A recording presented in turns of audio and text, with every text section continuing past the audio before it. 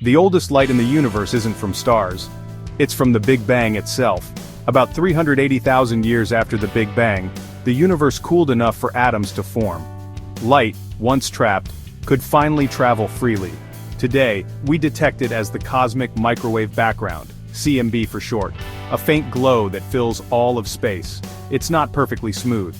Tiny fluctuations, just millionths of a degree, reveal the seeds of galaxies, stars, and planets.